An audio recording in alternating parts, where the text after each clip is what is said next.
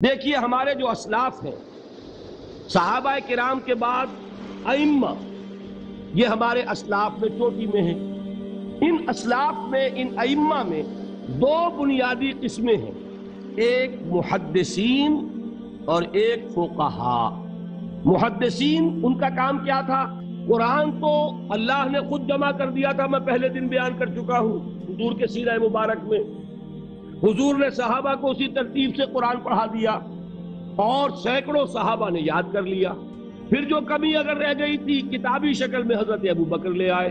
پھر اگر اس میں کوئی فرق پڑ رہا تھا پڑھنے کے انداز میں تو ایک کتابت کے اوپر جمع کر دیا حضرت عثمان۔ بات ختم ہو گئی۔ خلافت راشدہ میں قرآن کا معاملہ تو محفوظیت کی آخری درجے کو پہنچ گیا۔ اب اصل مرحلہ کیا تھا؟ حضور کے اقوال مبارک کو جمع کرنا۔ صحابہ ہیں، منتشر ہو گئے ہیں، کوئی صحابی کوفے چلے گئے، کوئی صحابی دمشق چلے گئے، کوئی کہیں چلے گئے، کوئی کہیں چلے گئے۔ اب ان سب کے پاس، کسی کے پاس اتنی احادیث، کسی کے پاس اتنی احادیث، ان کو جمع کرنے کا کام، پھر چھان پھٹک کرنے کا کام، پھر مرتب کرنے کا کام، یہ کس نے کیا؟ محدثین کرام نے۔ بہت بڑے محسن ہیں اس امت کے محدثین کرام، پوری زندگیاں کھپائیں۔ ایسا بھی ہوا ہے ایک محدث مدینے سے چلتے ہیں، انہیں معلوم ہوتا ہے کہ ایک صحابی دمشق میں ہے، ایک حدیث وہ بیان کرتے ہیں، ذرا باریک بات ہے سمجھ لیجئے گا۔ ان کو وہ حدیث معلوم تھی لیکن وہ حدیث 3 راویوں کے راستے سے آ رہی تھی، ان کے پاس جو حدیث تھی وہ 2 راویوں کے حوالے سے تھی۔ اب وہ جاتے ہیں اور وہ دمشق کا سفر کرتے ہیں صرف اس حدیث کو سننے کے لیے، سواری سے اترتے بھی نہیں۔ میں نے سنا ہے آپ حضور کی یہ حدیث بیان کرتے ہیں، جی ہاں، ذرا مجھے سنا دیجئے۔ سنا دیا، ویسے ہی اپنے اونٹ کی جو ہے گردن موڑ لی کے واپس، بھائی اترو، ٹھہرو، قیام کرو۔ نہیں، میں صرف ایک حدیث رسول تم سے سننے کے لیے آیا تھا، میں اپنے اس سفر میں کوئی اور مقصد جمع نہیں کرنا چاہتا۔ یہ کام کیا محدثین نے۔ لوگ سمجھتے ہیں جیسے کہ ڈرائنگ روم میں بیٹھے ہوئے آرام سے کتابیں پڑھتے ہیں، شاید ایسے ہی محدثین کا کام تھا۔ انہوں نے جس طرح زندگیاں لگائی ہیں اور جس طریقے سے حدیث کو جمع کرنے کے لیے مشقتیں جھیلی ہیں، اس کا آج ہم تصور نہیں کر سکتے۔ اچھا، وہ تو محدثین کرام ہیں، ان میں بھی اب ایک کا نام نوٹ کر لیجئے، چوٹی پہ کون ہے؟ امام بخاری، امام مسلم، امام ترمذی، امام احمد بن حنبل، امام ابن ماجہ، امام ابو داؤد، سب ہیں، لیکن چوٹی پر رئیس المحدثین کون ہے؟ امام بخاری۔ اچھا، اب تیسرا طبقہ ہے ہمارے ہاں، دوسرا، وہ ہے فقہا۔ قرآن بھی جمع ہو گیا، حدیث بھی آ گئی، اب اس سے احکام نکالنے بھی تو ہے نا، استدلال کرنا ہے، حدیثوں کو جوڑنا ہے، قرآن کے ساتھ ان کا ربط تلاش کرنا ہے، اور پھر کوئی حکم تلاش کرنا ہے، اجتہاد کرنا ہے۔ یہ کام جنہوں نے کیا انہیں ہم کیا کہتے ہیں؟ فقہائے کرام۔ اور ان میں بہرحال جو لوگ یہاں جمع ہیں، مجھے یقین ہے کہ وہ اس بات کو تسلیم کرتے ہوں گے کہ ان میں چوٹی پر ہیں امام ابو حنیفہ رحمۃ اللہ علیہ، امام اعظم۔ پوری دنیا نے تسلیم کیا ہے کہ قانون کا جتنا سینس امام ابو حنیفہ کو ہے، قانون ایک علیحدہ شے ہے، اخلاقیات علیحدہ چیز ہیں۔ ایک شے کا اخلاقی تقاضا کچھ اور ہے، قانونی تقاضا کچھ اور ہے۔ آپ کو کسی نے تھپڑ مارا، اخلاقی تقاضا کیا ہے؟ معاف کر دو بھائی، اور قانونی تقاضا کیا ہے؟ جوابی تھپڑ رسید کرو، اس لیے کہ اگر یہ نہیں کرو گے تو اس کی ہمت افزائی ہوگی، یہ کسی اور کو بھی تھپڑ مارے گا۔ میں اپنا احساس عرض کر رہا ہوں، اور دنیا میں جو بات مانی گئی ہے کہ جس کا نام لیگل سینس ہے، قانون کا ایک فہم، اس میں دنیا کا کوئی شخص مقابلہ نہیں کر سکتا امام ابو حنیفہ کا۔ آپ صحابہ کو ان سے مستثنیٰ کر دیجئے، ظاہر بات ہے انبیاء اور رسولوں کا معاملہ نہیں ہے، تو باقی انسانی نوع انسانی کے اندر امام ابو حنیفہ کا پلے کا کوئی شخص، ان کے برابر کا کوئی شخص قانون کا فہم رکھنے والا آج تک پیدا نہیں۔ تو سید الفقہاء کون ہوئے؟ امام ابو حنیفہ۔ اور رئیس المحدثین کون ہے؟ امام بخاری۔ یہ ساری جو میں نے اس وقت آپ کو تمہید بیان کی، وہ اس مسئلے کے لیے پریشان کن مسئلہ یہ ہے کہ امام ابو حنیفہ کی طرف یہ بات منسوب ہے کہ وہ یہ فرماتے ہیں الایمان قول، ایمان نام ہے صرف قول کا، عمل اس میں زیر بحث نہیں آتا، ولا یزید ولا ینقص، وہ ایمان نہ گھٹتا ہے نہ بڑھتا ہے۔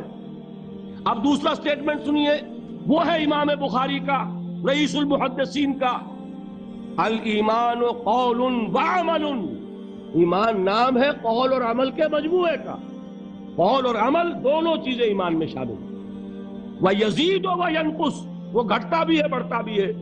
ایک مسلمان کو پریشان ہو جانا چاہیے کہ نہیں؟ ایمان جیسی بنیادی بات، سارا قصر تو یہیں سے تعمیر ہونا ہے، جڑ بنیاد ایمان ہے۔ ایمان کے بارے میں کوئی 14ویں صدی کے 15ویں صدی ہجری کے کوئی علماء ہو، بڑے سے بڑے ہو، ان کا اختلاف ہو جائے تو تشویش نہیں ہوگی۔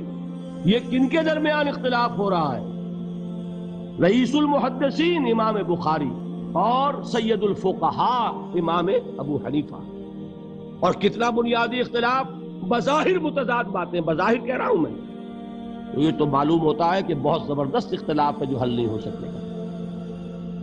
اللہ تعالیٰ کا شکر ادا کرتا ہوں، اس نے اس کا حل سمجھایا، اور کیسا سمجھایا؟ میں پورے انشراح صدر کے ساتھ کہہ رہا ہوں، اس میں کوئی تصنع نہیں، کوئی تکلف نہیں۔ میرے نزدیک دونوں باتیں 100% درست ہیں، یہ نہیں کہ 50% یہ درست 50% وہ درست، نہیں، یہ بھی 100% درست، یہ بھی 100% درست۔ فرق کیا ہے؟ محل مختلف ہے۔ امام ابو حنیفہ قانونی ایمان کی بات کر رہے ہیں، اور امام بخاری حقیقی ایمان کی بات کر رہے ہیں۔ قانونی ایمان کے اعتبار سے 100% درست ہے یہ بات کہ وہ صرف قول ہے، عمل نہیں زیر بحث آئے گا۔ ایک شخص نماز نہیں پڑھتا کافر نہیں ہے، نماز کا منکر ہو جائے کافر، زکوٰۃ نہیں دیتا فاسق ہے، فاجر ہے، کافر نہیں ہے، زکوٰۃ کہہ دے کہ ہے ہی نہیں دین میں، کافر۔ تو معلوم ہوا کہ قانونی ایمان جس پر دار و مدار ہے کفر اور اسلام کا، اس کا کل دار و مدار صرف قول پر ہے، اقرار باللسان پر ہے۔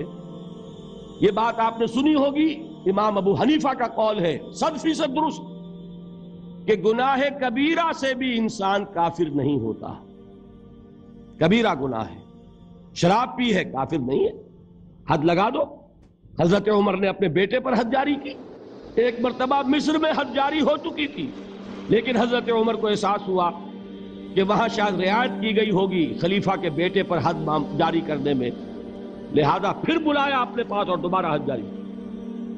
اگر کسی سے زنا ہو گیا ہے، میں آپ کو واقعہ سنا چکا، غامدی خاتون کہ ذرا کسی نے کہہ دیا بے حیا عورت تھی، تو حضور نے کیسی ڈانٹ پلائی ہے، اتنا اس کا رتبہ بیان کیا ہے، اس نے تو وہ توبہ کی ہے کہ مگر مدینے کی پوری آبادی پر اس کو تقسیم کر دیا جائے تو سب کی نجات کے لیے کافی ہے۔ البتہ حقیقی ایمان، اب یہاں زمین و آسمان کا فرق آ جائے گا۔ ایمان دل میں اتر جائے تو کون نہیں جانتا کہ دل میں جو بات اتر جائے وہ عمل پر ضرور اثر انداز ہوتی ہے۔ یہ بات سیدھی سی ہے، دل میں یقین ہو، عمل اس کے مطابق ہوگا۔ 2 اور 2 4 کی طرح مثالیں دے دوں آپ کو۔ آپ کو یقین ہے آگ جلاتی ہے، آپ ہاتھ ڈالتے ہیں اس میں، کیوں؟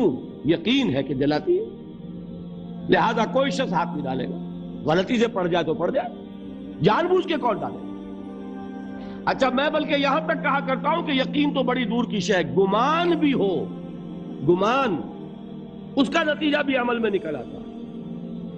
کون شخص نہیں جانتا کہ سارے سانپ زہریلے نہیں ہوتے؟ معلوم ہے نا، لیکن جو سانپ ہے پتہ نہیں کم بخت یہ زہریلا ہے کہ نہیں؟ یقین نہیں ہے کہ یہ زہریلا ہے، ہو سکتا ہے کہ زہریلا ہو، صرف ظن ہے نا، آپ قریب پھٹکتے ہیں اس کے۔ معلوم ہوا کہ یقین تو بڑی شے ہے۔ کیا دل میں یہ یقین ہو کہ اللہ ہے اور مجھے دیکھ رہا ہے اور مجھے اس کے حضور میں حاضر ہونا ہے، پھر بھی آپ شراب پی سکیں گے؟ بتائیے۔ اگر چوراہے پر کانسٹیبل کھڑا ہے آپ نے دیکھ لیا آتی، آپ نے دیکھا ایک کونے میں موٹر سائیکل لے کر تیار سارجنٹ بھی کھڑا ہے، آپ کی گاڑی صحیح جگہ آ کے رک جائے گی نا، 1 انچ آگے نہیں بڑھے گی۔ اور اگر آپ نے دیکھا کہ چوراہا خالی ہے، کوئی دیکھنے والا ہے نہیں، تو اچھے بھی دائیں بائیں دیکھ کے نکل جاتے ہیں کہ نہیں؟ آدمی اپنے آپ کو دھوکہ دیتا ہے، بھائی یہ سارے ٹریفک رولز بچاؤ کے لیے ہے نا، تو دور دور تک کوئی ٹریفک نہیں ہے، خامخواہ کھڑا رہوں میں یہاں کائے کے لیے؟ لیکن دور دور تک کوئی ٹریفک نہ ہو لیکن سارجنٹ کھڑا ہو، پھر آپ پابندی کریں گے کہ نہیں؟ اگر یہ یقین ہو کہ اللہ ہے اور مجھے دیکھ رہا ہے تو کیا اس کا قانون توڑیں گے آپ؟ یقین والے ایمان کے ساتھ معصیت جمع نہیں ہو سکتی۔ قانونی ایمان کے ساتھ معصیت کے ڈھیر لگ سکتے ہیں، جیسے کہ ہمارے ہاں ہے لما تقولون ما لا تفعلون کبر مقتا عند اللہ ان تقولوا ما لا تفعلون۔ اے ایمان کے دعوے دارو، کیوں کہتے ہو جو کرتے نہیں ہو؟